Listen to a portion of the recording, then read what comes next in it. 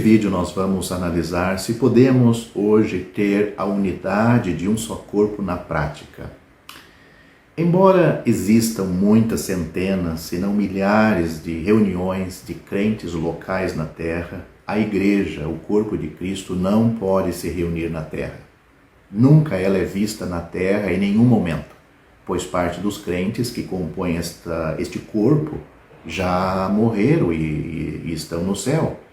Mas, em um grande dia vindouro, seu primeiro encontro será nos ares, no arrebatamento. Naquele momento acontecerá o que Paulo descreve como nossa reunião com Ele, com o Senhor Jesus Cristo, em 2 Tessalonicenses capítulo 2, versículo 1. Quando Paulo fala em Efésios capítulo 4, versículo 3, procurando guardar a unidade do Espírito no vínculo da paz, ele não se refere a uma unificação feita pelo homem, mas a unidade do único corpo formado no dia de Pentecostes. Se reconhecemos a distinção entre a igreja, o corpo, do qual há apenas um corpo, e as igrejas de Deus, as igrejas locais, que são chamadas igrejas de Deus, pois são muitas, devemos concluir que grupos de congregações não formam esta unidade. Leia com atenção 1 Coríntios capítulo 11, versículo 16. A igreja, o corpo, foi formada posicionalmente pelo Espírito Santo no dia de Pentecostes. Expressa-se praticamente em cada assembleia local. A igreja, o corpo, não é o testemunho de Deus nesta terra. Igrejas de Deus, ou seja, assembleias locais, igrejas locais, elas são. Portanto, cada assembleia local exibe esta verdade. Vemos isto de uma maneira muito clara nas igrejas da Ásia. Aquelas 7 igrejas na Ásia em Apocalipse, nos capítulos 2 e 3. As igrejas locais estão unidas em sua obediência ao Senhor. Leia 1 Coríntios capítulo 11, versículo 16, que eu já pedi que lesse e fiz referência a este capítulo e versículo. E sua responsabilidade perante o Senhor Jesus. É o que temos em Apocalipse capítulo 2 e 3. Mas cada uma é distinta e completa em si mesma. Apocalipse capítulo 1, versículo 20 e 1 Coríntios capítulo 14, versículo 23. Paulo frequentemente enfatiza a unidade dentro das assembleias locais às quais ele se dirige. Este pode ser um objetivo primário em Romanos capítulo 12, versículo 4 e 5 e Gálatas capítulo 5, versículos 15 e 25. A necessidade de unidade dentro da assembleia local é sugerido em 1 Coríntios capítulo 1, versículos 12 a 24. Em Efésios, Paulo declara que Deus estabeleceu no corpo uma unidade entre judeus e gentios. Efésios capítulo 2, versículos 11 a 18. Por sua caminhada, os crentes mantêm a unidade vivendo acima de seus preconceitos naturais. Efésios capítulo 4, versículo 25, melhor dizendo. Somos responsáveis pelo comportamento correto para com todos os crentes. Mas aqui Paulo enfatiza o comportamento na assembleia local, porque a assembleia testifica da verdade do único corpo. Mas será que somos responsáveis por unificar o corpo de Cristo? Não. O corpo tem uma unidade indissolúvel. O Novo Testamento trata da unidade apenas de 2 maneiras. A unidade do corpo, que é posicional e perfeita, a unidade dos crentes vista na assembleia local, que é prática e imperfeita. Portanto, 2 unidades. Uma do corpo, que já foi feito e não pode separar. E a outra unidade é dos crentes vistas nas assembleias locais, que é prática e imperfeita. O movimento ecumênico clama por uma unidade que ignora a verdade. Tomando João capítulo 17, versículo 21, como o desejo atual de Cristo de que o seu seja um, João capítulo 17, versículo 21, as vozes ecumênicas chamam todos os cristãos para se unirem. Dessa forma, devemos ignorar o erro, aceitar a legitimidade e a existência dos nomes que dividem os cristãos e validar que ser cristão de nome é o mesmo que nascer de novo. Para os evangélicos, clamar pelo mesmo resultado, com base na mesma Escritura, é igualmente infundada, embora eles reconheçam a necessidade de nascer de novo. A obediência a Cristo une os crentes biblicamente. Então, como os crentes podem ser unidos hoje? Podemos cumprir 3 responsabilidades. Primeiro, amar todos os crentes, como ensina 1 João capítulo 4, versículo 21. Segundo, estar separado e não tocar em coisas impuras. 2 Coríntios capítulo 6, versículo 17, e isso significa o sistema religioso. Terceiro, chamar os crentes agora para saírem do sistema da cristandade professa, como Deus chamará os crentes quando julgar o sistema religioso. Saia dela.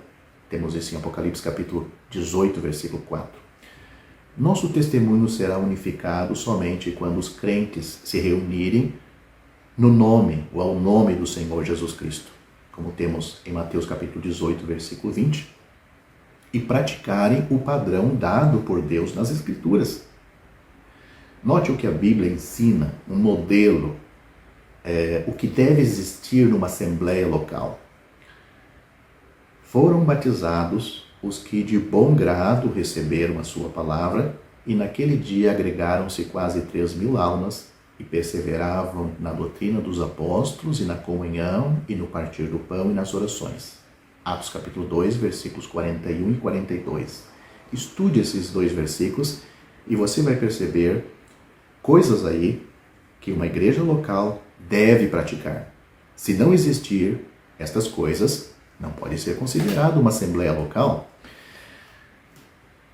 Não perplexos com a nebulosa confusão que nos cerca, podemos humildemente, mas com confiança, seguir a clara orientação das Escrituras que reúne os crentes somente em Cristo.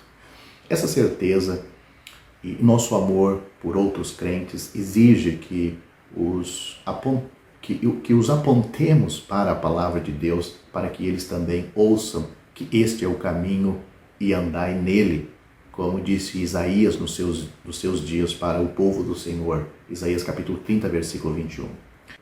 João Nelson Darby foi um grande e estimado homem de Deus que trouxe à luz muitas verdades perdidas com o tempo e as defendeu até o fim de sua vida. Mas um problema básico era que ele já não aceitava um princípio bíblico que antes ele defendia, ou seja, a autonomia administrativa de cada igreja local. A ideia desenvolvida por Darby era a de que existe uma igreja visível, correspondente ao corpo de Cristo aqui na Terra, a qual pertence todas as igrejas locais. Todas as igrejas locais têm de andar juntas, senão a igreja local, esta igreja que não andar junta com as demais, está fora do corpo, isto é, não é mais igreja. É preciso que se note que este não é um princípio bíblico. Quando, porém, ele adotou a ideia de que o corpo místico de Cristo é algo visível na Terra, ele foi levado a conclusões errôneas que trouxeram muito prejuízo ao povo de Deus, provocando uma divisão entre as igrejas que até então gozavam de preciosa comunhão mútua. Afirmou que os santos que já partiram estão com Cristo e, consequentemente, nesta condição não fazem parte do corpo de Cristo, que ao seu ver, que ao ver dele, é algo visível na terra.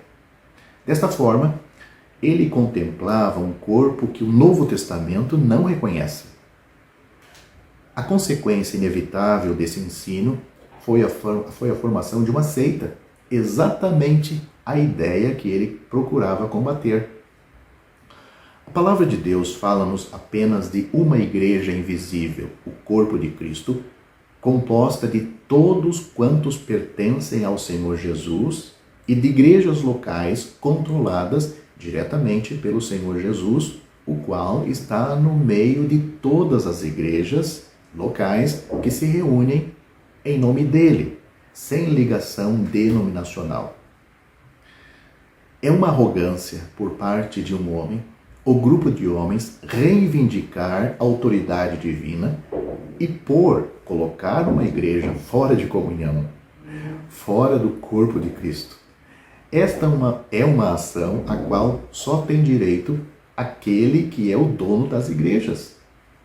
É lógico que cada servo do Senhor tem todo o direito de decidir perante Deus e no temor de Deus qual é o lugar onde ele entende que pode servi-lo com maior proveito espiritual. Sem dúvida, muitos podem ter dificuldades neste sentido em alguns ajuntamentos, mas isto não lhes dá o direito de criticar a outros que não pensem exatamente como eles. Todos nós teremos de responder, eu digo todos nós, estou falando de pessoas salvas, perante o tribunal de Cristo. Pois a pessoa que não é salva não tem nada a ver com esse tribunal. As pessoas não salvas vão ser julgadas diante do trono branco para serem lançadas no inferno, ou melhor dizendo, no lago de fogo. O princípio que Darby ensinou na prática é desastroso. Seguindo-se aquele princípio, sempre que uma igreja tenha de tratar de um problema, todas as demais acabam tendo de pronunciar-se a respeito do mesmo, o que na prática deixa tudo nas mãos de alguns irmãos para ser tratado numa reunião central de cuidado. Com isto, embora nem sempre aconteça, torna-se muito possível a formação de uma ditadura espiritual. Darby forçou a todos a assumirem uma posição com referência à igreja em Bristol. Disso resultou uma divisão que abrange o mundo inteiro e que nunca foi resolvido. Os seguidores dos princípios de Darby são conhecidos como irmãos exclusivistas, enquanto os seguidores do princípio da autonomia administrativa de cada igreja local são conhecidos como irmãos abertos. São apelidos pouco convenientes. Os exclusivistas, mais moderados, não acusam mais os irmãos abertos de heresia ou da heresia de Newton, uma acusação inteiramente infundada. Acusam-nos de independência ou até de neutralidade para com Cristo. E a base dessa acusação é porque os irmãos abertos recusam-se a concordar que o grupo deles, exclusivistas, sejam exclusivamente o corpo de Cristo. Isto só demonstra como a mente de bons irmãos pode às vezes ser deturpada, infelizmente. Por isso que todos nós devemos ter cuidado para não ir além do que as Escrituras ensinam. No início, devido à influência da personalidade forte de Darby, John Nelson Darby, a maioria das igrejas ficou com ele quando houve essa divisão dos irmãos exclusivistas e dos irmãos abertos. Naquelas igrejas encontravam-se, ou seja, as igrejas que estavam esses irmãos exclusivistas, encontravam-se muitos dos melhores ensinadores bíblicos, tais como John Belletti, Charles McIntosh e William Kelly. Mas o princípio errado de comunhão só poderia resultar em confusão, como de fato resultou. Entre os irmãos exclusivistas têm ocorrido repetidas divisões, nas quais cada grupo qualifica-se como o único que está na esfera do corpo. Embora tenha havido alguma reconciliação entre os grupos mais moderados, as divergências persistem até hoje. No início, as igrejas chamadas abertas eram bem fracas, mas sempre demonstraram um profundo desejo de evangelizar os perdidos. E Deus abençoou os seus esforços. Mesmo John Nelson Darby admitiu que Deus, na sua soberania, tem-lhes concedido muito fruto no Evangelho. Ou seja, Darby reconheceu que esses irmãos abertos estavam sendo abençoados pelo Senhor, mesmo não concordando com ele. As suas igrejas, desses irmãos, abertos multiplicaram-se e através dos trabalhos de evangelistas zelosos, grandes números de pessoas foram salvas.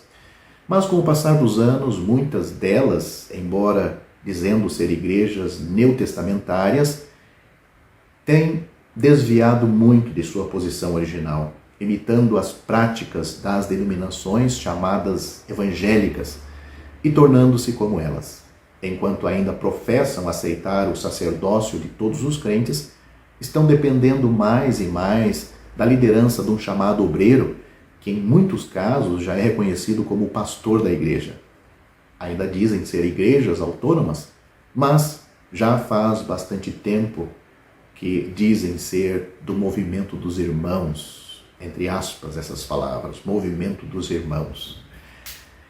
E esta descrição está sendo modificada em nossos dias, pois alguns já dizem que são das igrejas dos irmãos, outra expressão não bíblica. Ainda dizem que não são denominacionais, mas estão caindo no mesmo erro dos Irmãos Unidos ao realizarem as suas conferências nos anos de 1463 e 1467. Deus não mudou. O modelo na sua palavra não mudou. A nossa responsabilidade é clara.